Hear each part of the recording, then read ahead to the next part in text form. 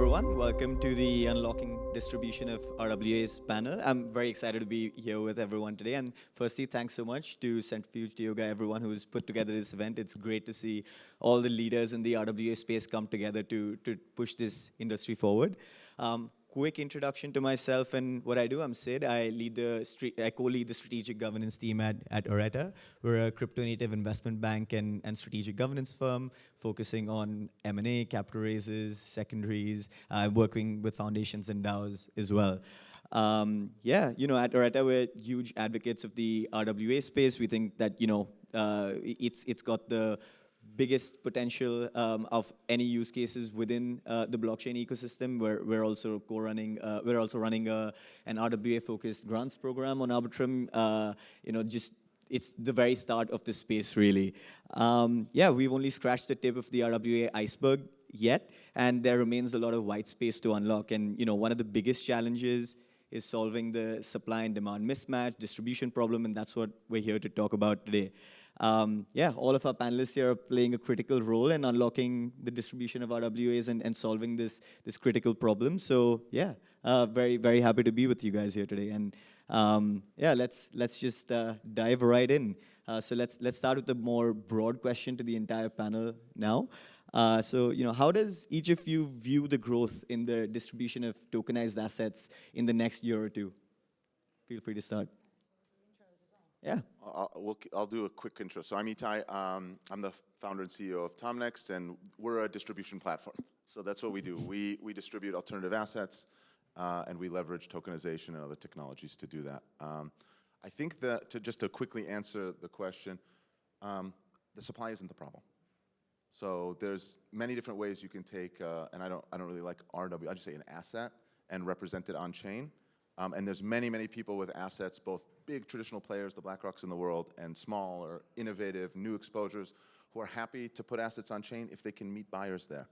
So the big unlock for us is to figure out how to service the actual investor demand.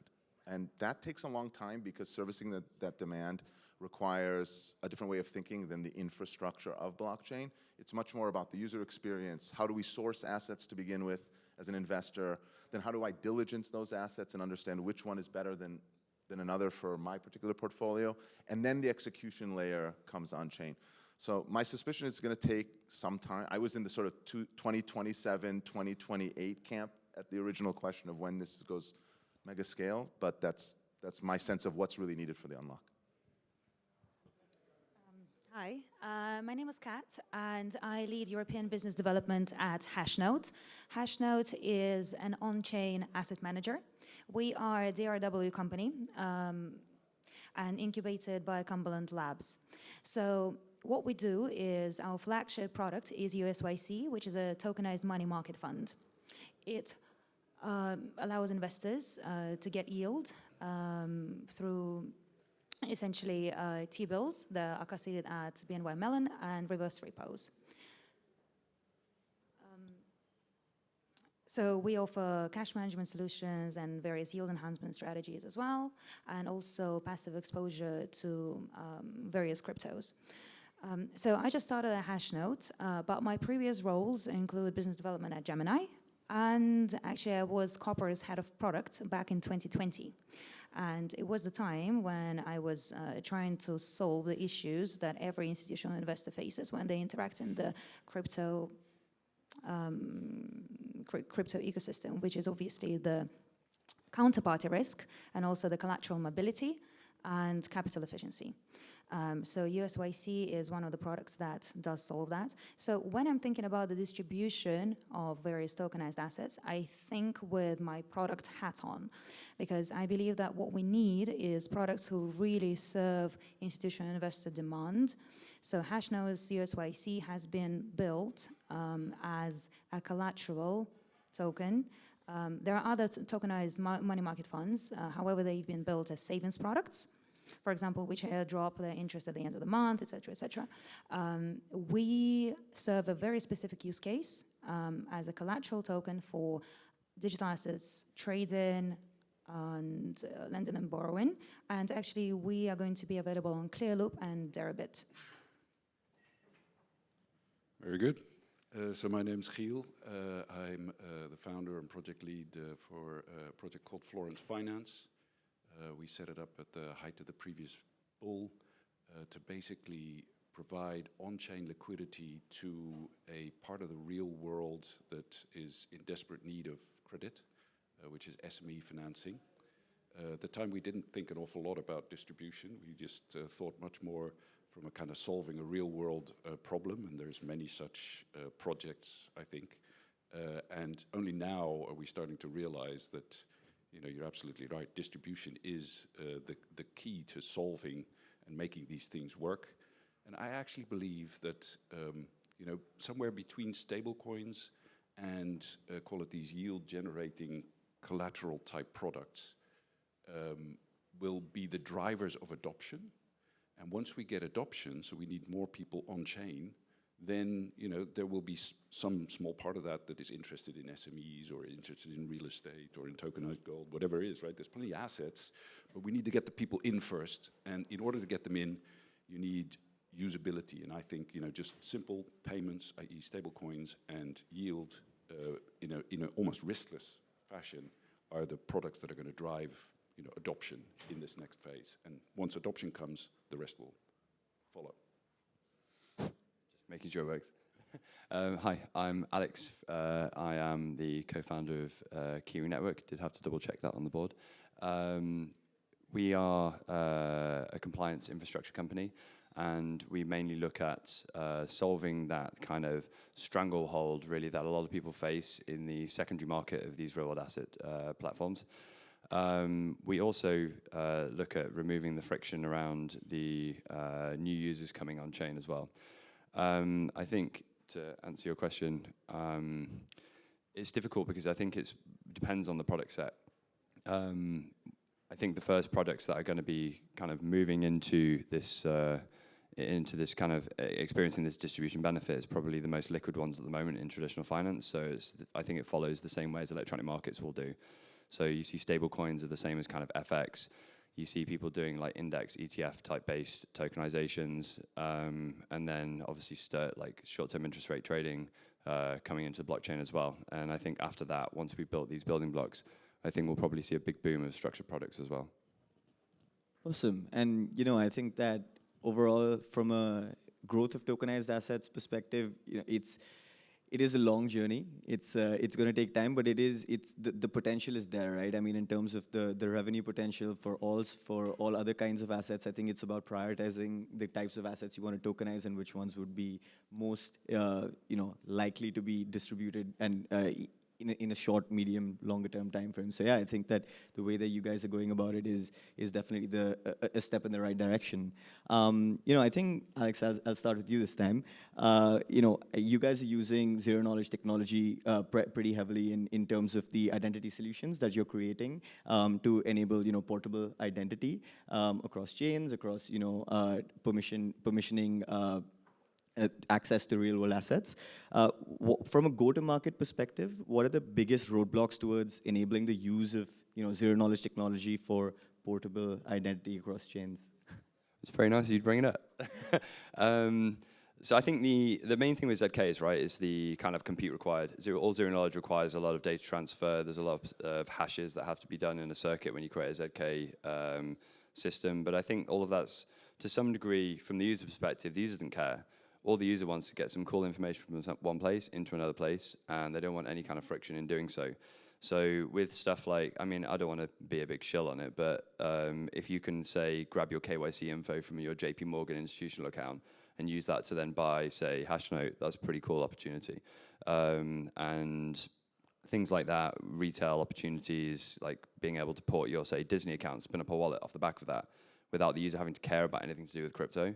These kind of things are what ZK can do by kind of, without revealing all of your private information. That's I guess, to answer your question. Maybe that answers it. Yeah, of course. No, and I think that ZK, of course, in this space is seen as the real unlock for a lot of these kinds of things. And yeah, I think that one thing that I wanted to ask was, from implementing this at a wider scale, like what do you think are some of the challenges that you would face from right now and like over the next It makes me laugh because the challenges are so technical. I'm going to bore everybody to sleep. The main challenge I've got at the moment is like data transfer, like because some of these circuits are just like pretty hectic to get onto your browser.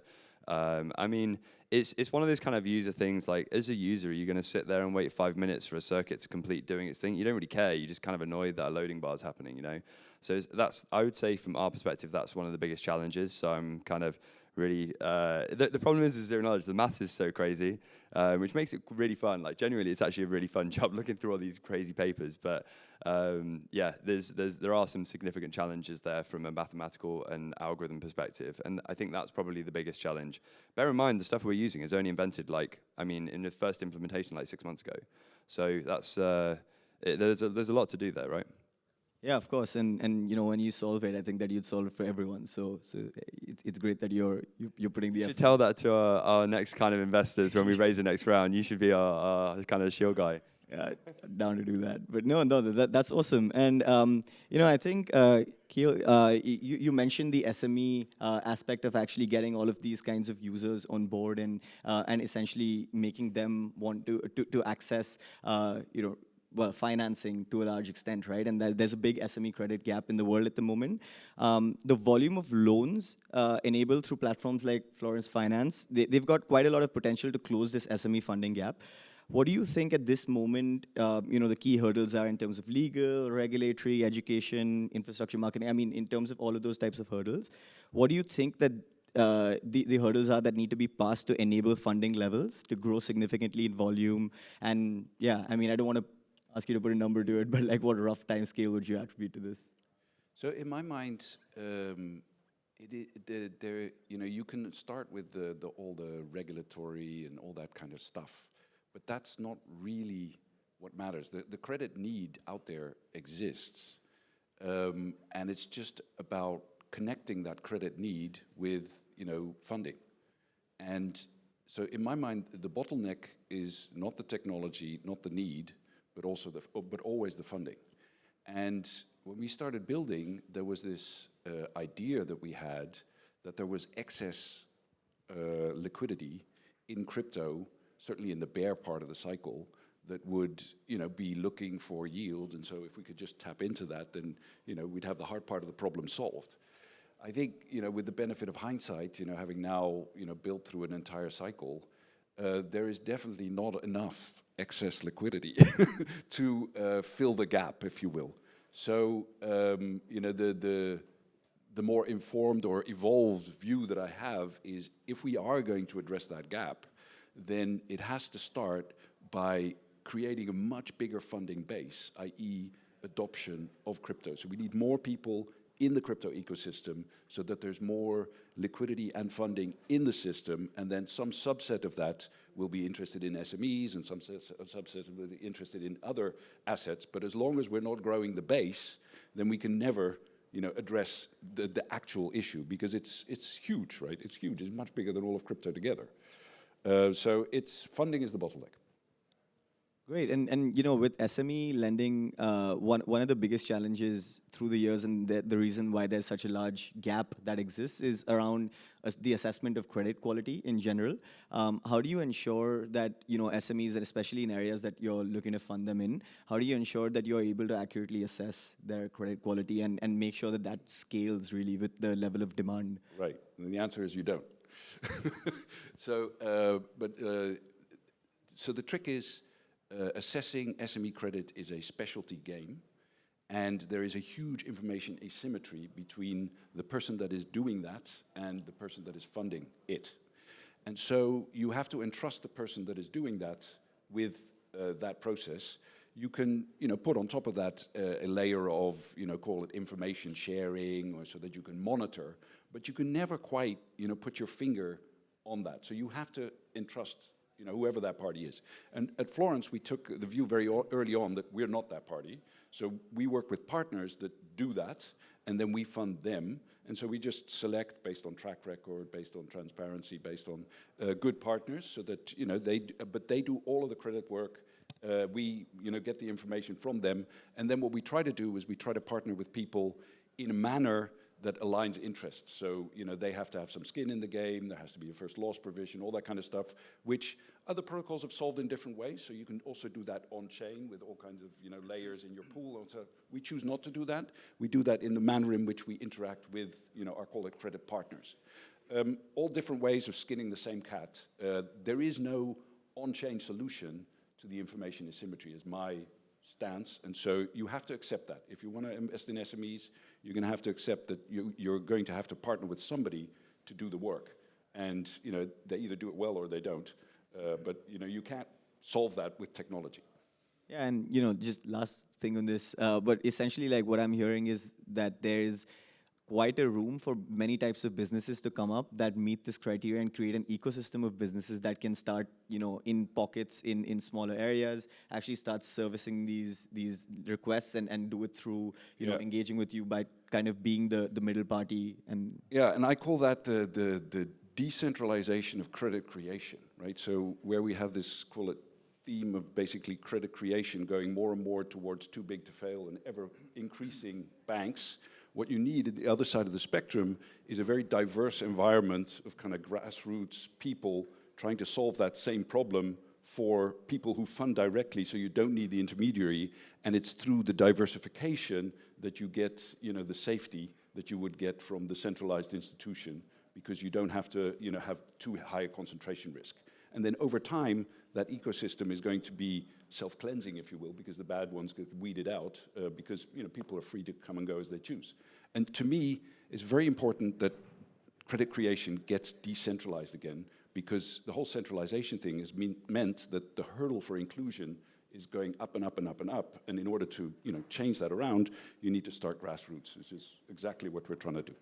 that's great. And yeah, I mean, that's definitely a very integral form of decentralization and of actually getting credit into the hands of people. So yeah, it's really great to hear that. And slightly shifting gears here now, Kat. So just wanted to ask you a question around what do you think the role of asset managers like Hashnote is in enabling the distribution of tokenized assets, and from what is the kind of demand you're seeing from your clients, and apart from T-bills, tokenized money market funds, things like that, what assets do you think are next in line to achieve more widespread adoption?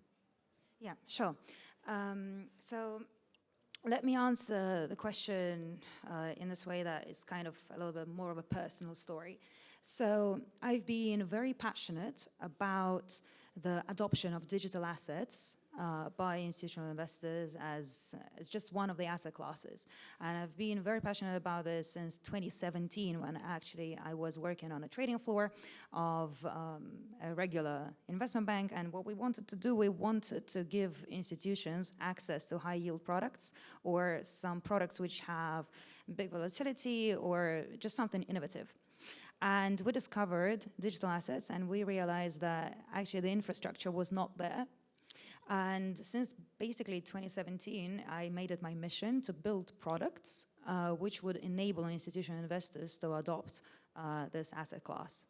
So whilst that was a copper, I realized that what we need to start with is solve the counterparty risk. So Copper is a crypto custodian, and the main product is Clearloop. So I was working on the first iteration of Clearloop back in 2020 and integrated Deribit for off-exchange settlement. And that essentially solved the issue of counterparty risk when you were pre-funding with some of the crypto exchanges. Then, in my further conversations with the market participants, I realized that what you need to solve for is capital efficiency and collateral mobility. And then I spent 3 years working at a crypto exchange, and obviously we were a crypto exchange which required all the pre-funding, and all my clients were complaining. And that crypto exchange was obviously accepting all the stable coins, and my clients were complaining about the fact that the stable coins were not yield-bearing instruments. So I realized what we need is a universal token which can be used across multiple blockchains as a collateral device, but it needs to be yield-bearing. And voila, Hashnote's tokenized money market fund called USYC does solve that issue. We're seeing very big demand And in under sort of 18 months post-launch, we now have, we surpassed the 100 million TVL. We're just behind Franklin Templeton and Ondo in terms of TVL, which is very impressive. And we're seeing more and more demand from the ecosystem, from exchanges, custodians, OTC desks, and other market participants alike. So when I'm thinking about how do we grow this ecosystem, how do we expand, it's all about having the product hat on, right? So the thing is, I've been actually speaking to some of our competitors, and everybody sees that the crypto market is still quite small. Like, we are addressing quite a small ecosystem. What needs to be done is to take this idea of collateral mobility onto the next level and expand it beyond just the crypto ecosystem, because the blockchain it's a great technology, and what we can do is, ideally, I want to be able to use the same type of tech that I use on, say, Clearloop and Deribit, but when I apply it to CME, you know, when I'm trading with bigger volumes, bigger institutions, and I want to be able to move my collateral from CME to, I don't know, another big exchange which uses traditional assets. So it's about making sure that we're solving the users' issues whilst we're building, right? And another thing I'd like to mention is, like, why is it that Hashnote is so successful so quickly? Well, it's because we've been literally we've been trying to address one specific use case, right? Other tokenized money market funds, they're used as savings vehicles, or they serve other purposes. And this is something I really want to emphasize. That's actually very good context around how the whole journey's played out, and how you see the role of yield-bearing assets in this space and expanding them forward. So yeah, that was super insightful, and thanks for that. So from a TomNext perspective, you know, how does TomNext and any platform for the discovery, the trading of alternative assets, how do you think about go-to-market for the distribution of tokenized alts today? How do you think about the market? And Sure, and I think we have to start by understanding that investors want assets, not infrastructure, right? And all the infrastructure is built basically to be able to deliver investment experience, and we focus on qualified, high net worth investors, because the alternative space, they're the ones who are allowed to invest in alternatives. It's not because we don't believe in, like, a greater democracy, but the law says that you have to be an elective professional or qualified investor. So what problem are we trying to solve? Well, the whole experience in investing in alternatives today sucks, right? I want to look at 50 private equity funds, so we call it sourcing. Yeah, but how do I do that? I have to play golf with somebody, right? It's because this is not a digital investment experience. Right? None of this has anything to do with tokenization yet. We start with investors want digital experiences for everything. That is a core axiom of the way that the world works. It is nice playing golf with people, though. I don't know. I don't have time for golf these days. And I don't want to be sold products because I happen to play golf with someone. So we start with access. So we want to give, and we need to give investors access to products that they don't have today. And that may be funds that exist in the world now that they simply aren't connected to, or it may be new innovative products like SME financing that has a really attractive yield profile, and an investor like me might want to have access to. So we start with access. That's the first problem you need to solve for an investor in an investment product. Once you have access, then the second problem that needs to be solved is what we call diligence, or you could call it understanding or knowledge. Okay, now I have access to a bunch of products. How do I compare them? How do I evaluate them? And how do I make a decision about which one, as an investor, I want to purchase? You know, access and diligence is the pre-trade process. And I think in our space, in the tokenization space, there's really not much out there that helps investors do that. Okay, go to 10 different protocols yourself, right? Dig in yourself to this particular pool on centrifuge and do the work. So we try to do that for them. You know, we use technologies like language models to extract a bunch of data and provide investment reports to investors to say, okay, now you can source a whole bunch of assets and you can understand them and you can pick the ones you want. And then the concept of execution, which is the trade process, is the third leg. So, you know, access, diligence, then execution. At this point, like, the blockchain should be doing most of the work. You know, we should be hopefully able, with Alex, to be able to pass KYC records in a really secure, confidentiality preserving way across multiple networks. And we say, yeah, this is the product I want. Now I can execute it. through a single gateway like ours. So that's where we kind of think of ourselves also as an aggregator, because we're providing that single gateway to a whole host of tokenized assets and potentially instructions to say, hey, I would love that asset if it were tokenized. So give it to me in a tokenized format because I want to encumber it and borrow against it, or I want to do something else with it down the line. I think it'll have liquidity 3 years from now, and I'd rather have it in that format. And the last piece is one that we don't solve, but that lots of people do solve, which is post-trade. Right? How do I custody the asset? How do I hold it? How do I account for it? How do I actually get the reporting that I need if I'm a family office? Once you solve all those investment experiences, you can then say tokenization is just a technology to deliver an asset digitally to a client. And we really believe that that has to be completely abstracted away from the 99% of people that want to have nothing to do with the kind of UI that exists in crypto. And doing that is really a user experience, user interface challenge, and that's what we're trying to solve. Awesome. Yeah, I mean, having worked directly on the tokenization of alternative assets, I think that this is a mission that I can truly align with. I think makes a lot of sense. And just a follow-up question on that. So in terms of the investors that you're talking about, because they're high net worth individuals, they aren't the ones who directly purchase the assets, right? Like they go through portfolio managers, they go through other entities.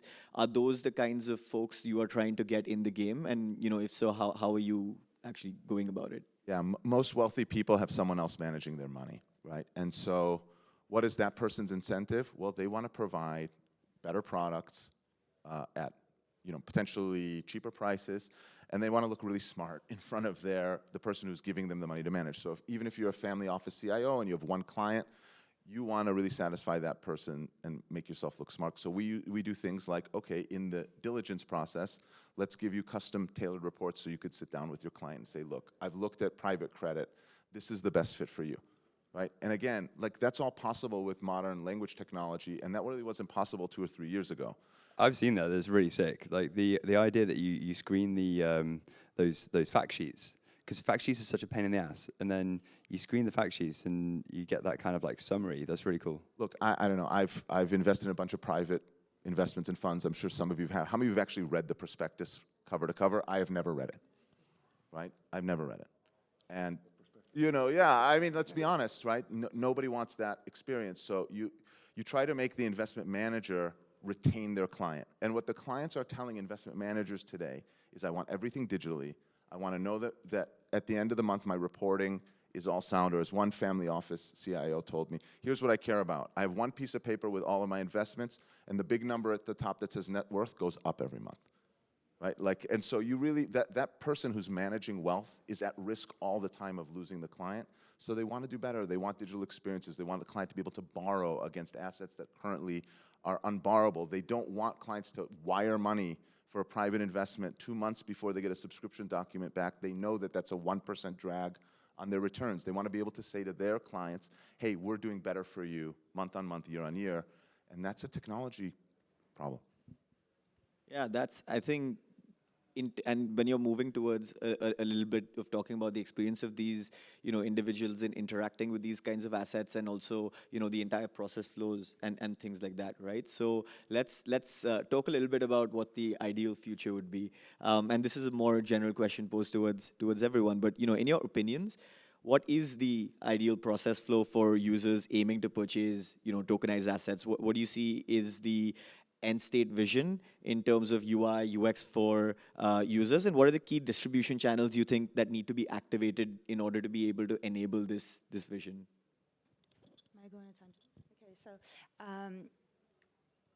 great UX and UI is, of course, paramount. However, we need to think about the fact that the regulators are also catching up, and currently the regulation of digital assets, tokenized assets, is still very fragmented in different parts of the world, and the regulators are getting educated, they're catching up, and we will not see the widespread adoption of digital assets or tokenized assets unless we have proper KYC, AML, and essentially all the products that you're trying to build, right? Because I paid her before this. no, because the whole idea is that we will not see the adoption of the asset class unless the institutional investors get exactly the same level of experience that they have in TradFi.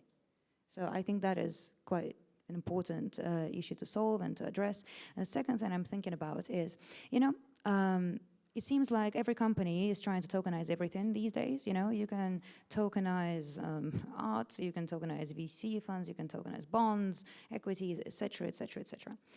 Tokenization is great because it allows for fractional ownership, and it is also showing the proof of ownership. However, there is still a mismatch in terms of the predictability, because smart contracts, essentially, they act in predictable ways. However, the real-world assets that back the tokens, they may be, more volatile. You need to still interact with the legacy ecosystems and the legacy infrastructure. So we will need some form of better oracles or better discovery and data sharing mechanisms. We were talking about this the other day, actually, is one of the most annoying things in DeFi, but one of the coolest things in DeFi is you can do over-collateralized lending, right? So you can take your, my wife used to work in insurance and see all these kind of people buying millions and millions of dollars worth of art and then just locking it in a room and no one's looking at it because they want the exposure. But they don't really care about the art, they just want to use it as an investment. So the tokenization is kind of cool because what you can do is you can then over-collateralize lend that, get back back some kind of stable coins off the back of it. But the big problem is that everyone's at risk in DeFi of that instant one block liquidation, right? And that is terrifying. If you have say, I know people who have tokenized, who issued a token in their startup, right? And they've taken money out against a token to then buy a house. And I'm thinking dude, you're gonna get liquidated for your house with about a 9-second warning. And that's one of the biggest problems with DeFi right now is I think there's very few platforms that will have solved that liquidation problem correctly, whilst the tokenization problem is everybody's using this, right? I mean, Aave is a huge platform, Lida's a huge platform, and actually Lida isn't really doing that kind of aspect, but the over-collateralized lending is one of the main aspects, I think, in this. But it's the scary aspect of that liquidation, I think, hasn't really been solved properly at the moment. Look, I'll tell a story. And one of my spicy hot takes is that I don't really believe in auto liquidation for real world assets. And I'll tell you a story. So I was running one of the big businesses on Wall Street when COVID hit. I used to run FX at Citi. We had margin call for every single fund that you can imagine in the entire world. BlackRock, every asset manager, because assets dropped 20% in a month, right? We had the right to liquidate everybody's derivative exposure against us. Goodbye client base. Goodbye world. Yeah. Right? If we'd have liquidated all of your pensions, right, they would have liquidated all of those assets. It was exactly the same at Nomura. They had the same thing. So the point of automation is not to remove the needed judgment, it's to remove the inefficiencies, the bit that we don't need. So we have to be very thoughtful about these kinds of things because no one's going to adopt one of these protocols when their house is at risk at any scale. Right, so just because we can use technology to do something doesn't mean it's the right financial architecture. And to your point around how do you think through, what are the sort of bits that will push us forward, in a faster way? Because we've all been doing this for many years now, and we want to see this adopt faster. And what gets things tokenized? So I have a phrase I use, and it's not patented, so you can use it. I call it tokenization on demand. So the big problem now is we're trying to figure out which asset might sell. Then we're tokenizing it, and then we're hoping it sells, and then we're getting really pissed off when it doesn't sell. And it's this doesn't work, this is a fail. How about trying to find the demand first? So in the same way that if you're a European investor and you have this really cool VC fund that you like in San Francisco, and you want to invest in it, but you don't want to pay US tax and get screwed, you create a Luxembourg feeder fund for it. We think of the same way in tokenization. So identify the asset first. The token is just the wrapper. And if you're a European-based investor, you create a tokenized feeder fund because I want that asset and I want it digitally. And so I think about it in the exact opposite way that most tokenization companies do, which is don't try to shoot bullets around and figure it out. Figure out what investors might want to have digitally and then tokenize it. And by the way, those investors, they're willing to pay the cost. Right? If you have a feeder fund in a traditional way, it's 25 basis points extra plus probably 5,000 pounds. You have your feeder fund. Tokenization costs money. In order not to waste a bunch of money, maybe start with the demand in mind, identify the assets that are really performant, that people want to borrow against, that encumbering is really difficult, and say, hey, I want that, but I'll only buy it if it's delivered in a tokenized format. No, I completely agree. I mean, I was doing a bit of research and looking at all of the funds listed on a bunch of these tokenization platforms, and honestly, the volumes are non-existent, right? So why would you just tokenize things and have them essentially lie there without usage? I think that also from a attracting institutions and reputation perspective, it really damages things because you're just like, okay, well, no one's actually using this thing. So yeah. Yeah, I have a slightly different take on all of this. So the point with tokenization is that you make ownership fully transparent, right? And so there where nobody knows what happens behind the doors of the bank to which you entrust your deposits, and barely anybody realizes that you're basically investing in a 30 times levered credit hedge fund, right? And the only guarantee you'll get your money back is because they're in cahoots with the state, and there's some semblance of a guarantee there. The issue with all of that is it's fine as long as Citi tells their people not to liquidate when the shit hits the fan, right? But the point is it's human nature to take that to the nth degree, and I think we're there, right? And we have been there for a while, ever since 2008, 2009. And so the point is to create an alternative system where you cannot do that, right? You can only own that token once by one person. You can leverage it 100%, but not 300%, and certainly not 3,000%, right? And to have that alternative doesn't mean that everything needs to go there, but the fact that the alternative exists means that you have an ability to opt out of that thing that is cooked. And so we won't be able to fix the 30 times leverage problem because bankers are bankers and are always going to do the same thing. But what we can do is create enough pressure to keep them honest by creating this thing that is a license to opt out. And that to me is what tokenization is all about. Now, the issue is, because it's only that, where's the demand going to come from? And who are those people that are going to opt out? I think we're still trying to figure that out, right? And right now it's still the wild, wild west, and there's a bunch of us, nerds that are into that kind of stuff and have that kind of perspective. But sooner or later, the actual value of that opting out mechanism is going to become seen. And I think it's massively valuable. I think it's DAO treasuries at the moment, right? Because DAO treasuries have a shitload of money stuck in tokens, and they're basically debanked. And that's where, like, say, Near Foundation is a really good example. They've got billions and billions of dollars when you include their own token as well. I think probably everyone in this panel has talked to them at some point. But other kind of DAOs that are in the similar scenario, it's not a case that a lot of these guys just, I mean, if you're in that scenario, yeah, you can just go to State Street and you can open an account with them. But when you have your token and you're looking at using your token as collateral, that causes a problem. Because a lot of these guys, they've got this big locked up value, which is often, in many cases, actually quite liquid. And they want to be able to leverage that to then facilitate their day-to-day operations. And I think they're probably, we're seeing a lot of the action from people we're working with going into the kind of the L2 treasuries. I mean, these guys have got a lot of money. There's a lot of VC money sloshing around. And I think that's the starting base. And then that, I think, sets the tone of where more traditional asset managers look and see and sniff out and understand that some of these things actually make sense. Well, that's product market fit, right? So you have a universe of people that are, and by the way, it was so hard. We're not even a DAO. We don't have tokens or whatever. It was so hard for us to get banked, right? And I come from banks. So if you're not banked, it's huge product market fit to deliver like a yield-bearing Hashnote stable to you because there's 5.25% in your pocket that you didn't have before. And that product market fit can extend to lots of products and lots of different investors if we think through it exactly the way, Alex, you were saying. There's a problem to solve here. These investors don't have access to yield. Build a yield-bearing product for them. Thank you.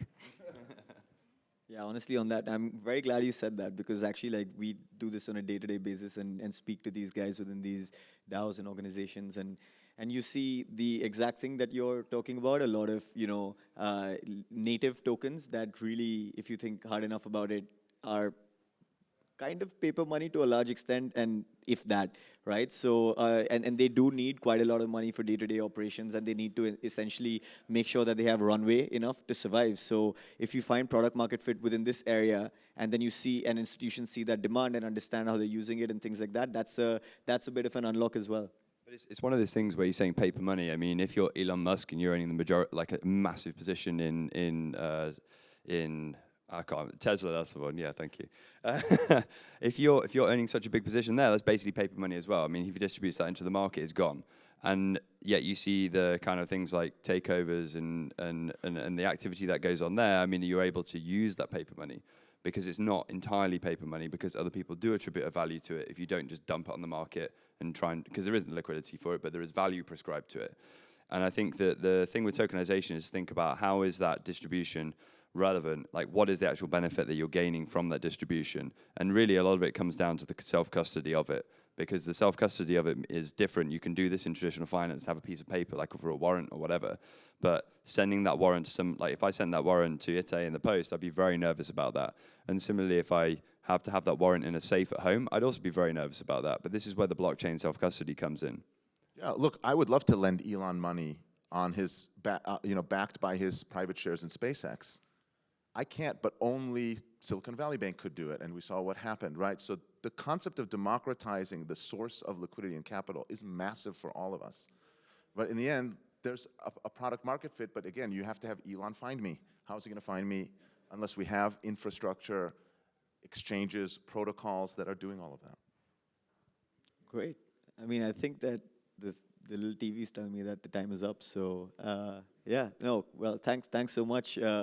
Thanks so much, everyone, for joining this panel and for listening in to us. And, it was great to actually learn a lot from you guys here, and also obviously talking outside as well. So thanks so much. And yeah, it was a pleasure.